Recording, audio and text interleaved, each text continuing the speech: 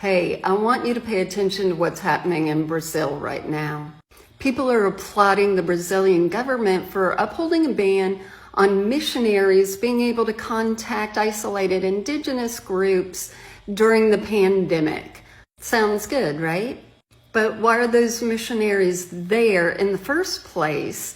Because in 1987, there was a policy put forth by the Indigenous Peoples Group to keep missionaries out regardless of pandemic or no pandemic.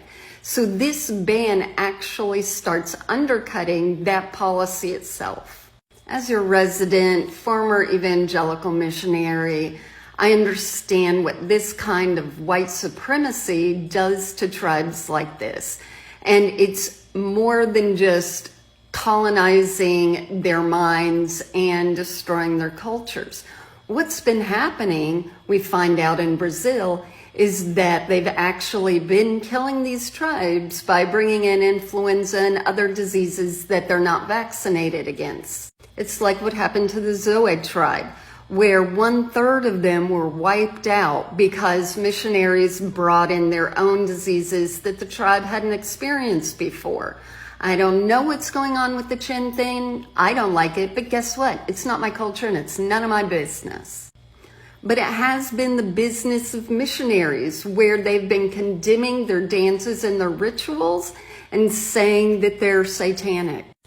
These missionaries are also harming the environment because they're pressuring the tribes to stay in one place rather than being nomadic, using the land and moving on, because the missionaries want to be in one place.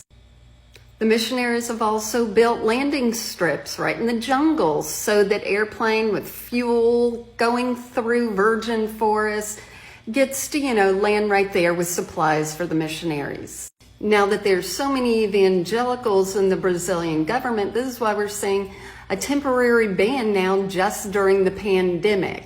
Of course, after that, they're going to be able to break that policy and go right back in and destroy the cultures that never asked for Christians to come and tear up, their ways of life. I'd love to see missionary work banned altogether, but at a minimum, banned against going to isolated indigenous areas.